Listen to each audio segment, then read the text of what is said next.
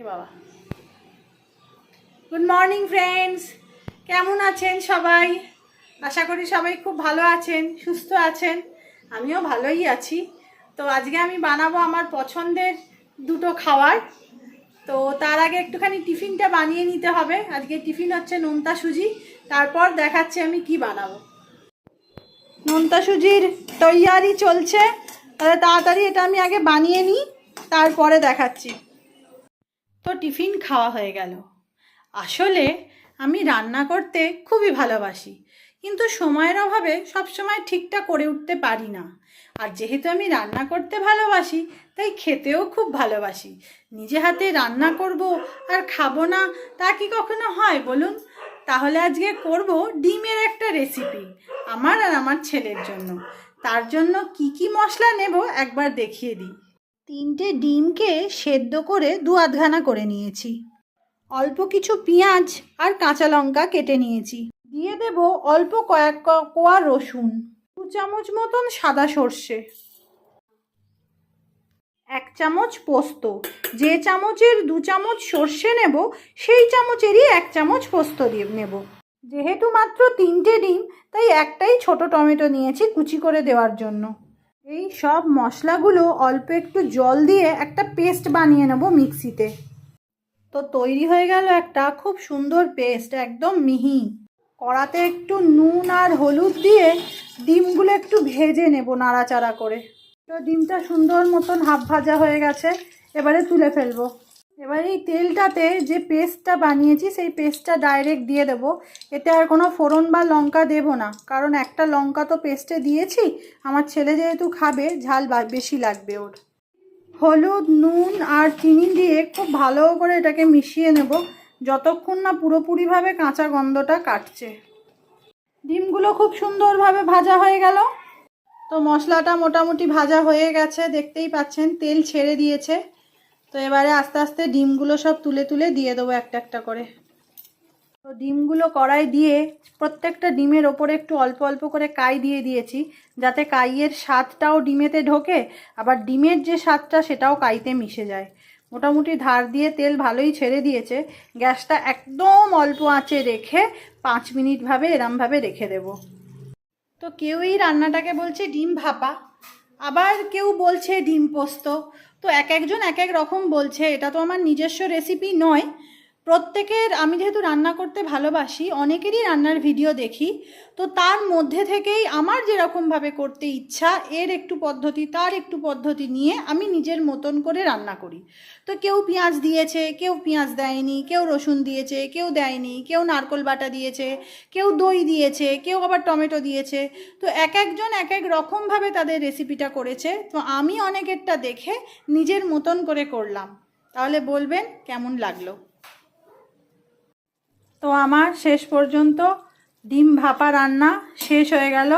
আমার ছেলে বলেছে যে জিজ্ঞেস করো তুমি সবাইকে, আপনারা কি এখান থেকে এত সুন্দর গন্ধটা পাচ্ছেন ডিম ভাপার? তাহলে সেটা জানাবেন।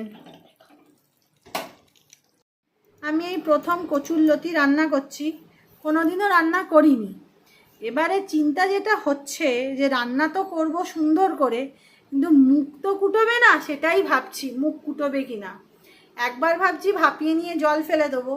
আবার আমার বন্ধু কয়েকজন বলছে, যাদেরকে জিজ্ঞেস করলাম আর কি, যারা বলছে না না কচুরলতি কেউ ভাপায় না, কি তাহলে তো পুরো ঘেঁটে যাবে, তুই বরং এক কাজ কর হালকা করে তেলে ভেজে নে। কী যে করলে ঠিক হবে আমি জানি না। যাই হোক, রান্নাটা শুরু করছি, আপনারা সঙ্গে থাকুন। অনেকে অনেক রকম বুদ্ধি দেওয়া সত্ত্বেও আমি শেষ পর্যন্ত আমার বুদ্ধিতেই চললাম। খুব অল্প করে জল দিয়ে একটু নুন আর হলুদ দিয়ে সামান্য ভাপিয়ে নেব, যাতে একটু কষটাও বেরিয়ে গেল, অথচ এগুলো লতিগুলো শক্ত শক্তও থাকলো। কালো সর্ষে, যেহেতু আমরা শুকনো লঙ্কা খাই না, তাই কাঁচা লঙ্কাই দিয়ে দিলাম খানিকটা পেঁয়াজ, খুবই অল্প একটু আদা রসুন পেস্ট, আন্দাজ মতন হলুদ, নুন, চিনি মিশিয়ে নেব। এবারে এতে দিয়ে দিলাম খানিকটা মতন চিংড়ি মাছ, নাড়াচাড়া করে খানিকক্ষণ ঢাকা দিয়ে দেব। আমাদের বর্তমান পরিস্থিতি এখন যে জায়গায় এসে পৌঁছেছে, এক একজন মানুষ সকাল 10টা থেকে রাত 10টা পর্যন্ত কাজ করেও তার প্রত্যেক দিনের প্রয়োজন জিনিস কিনে মেটাতে পারছে না। এতটাই জিনিসের দাম বেড়ে গেছে আর ইনকাম এতটাই কমে গেছে। তো সেই হিসাব করেই ভেবে চিন্তে আমি দুখানা রেসিপি বানালাম, যেটা খেতে ভালো লাগবে, বাচ্চারা ভালোবাসবে এবং খুব টেস্টি, খুবই চিপ এবং সুন্দর। তাহলে চলুন পরে কি করছি দেখি। তো যেমনটা আপনাদের বলেছি, চিংড়ি মাছ আমি আলাদা ভাজি না। তো চিংড়ি মাছগুলো যথারীতি সেদ্ধ হয়ে গেছে। এবার আমি এটাতে দিয়ে দেব যে ভাপিয়ে রাখা কচুরলতিগুলো। দেখতেই পাচ্ছেন কচুরলতি কিন্তু গলেনি, আবার একদম টাইটও নেই, খুব সুন্দর একটা ব্যাপার এসে গেছে। দিয়ে দিলাম খানিকটা সাদা সর্ষে বাটা। এবারে একটু এটা ফুটে যাবে, যাতে এই চিংড়ি মাছটা আর সর্ষেটার স্বাদটা এটাতে ঢুকে যায়।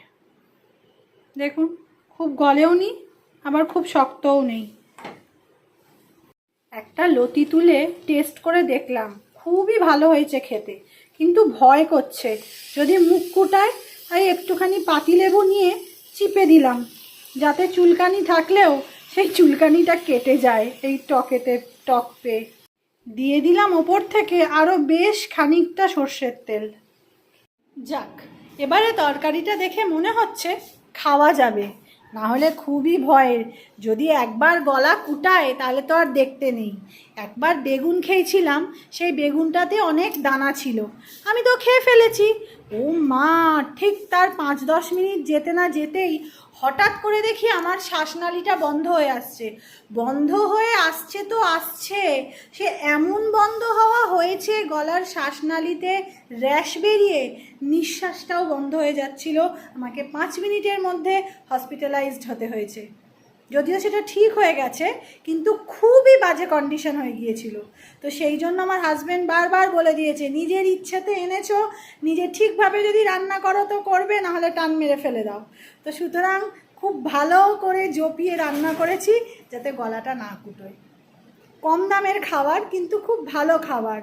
কারণ যা অবস্থায় এসে পৌঁছেছে, এক একটা মানুষের সংসার চালাতে কালঘাম ছুটে যাচ্ছে, তবুও তাদের প্রয়োজনটুকু তারা ঠিকভাবে মেটাতে পারছে না। তো এর মধ্যে যদি ঘরের বউরাই না ভাবে যে কি করে আমি সাশ্রয় করব, তাহলে কি করে চলবে? বেচারা ঘরের মানুষগুলো তো একা পড়ে যাবে, তাই নয় কি? তো আমার ভিডিওটা আমি এখানেই শেষ করছি। দুটো খুব কম দামের সস্তার রেসিপি দেখালাম, যেটা আমি ভেবেচিন্তে আমার সংসারে চলি। আশা করব অন্য বউরাও ভেবেচিন্তে তার সংসারে চলুক। তাহলে সবাই খুব ভালো থাকবেন, সুস্থ থাকবেন। শুভ বিকাল।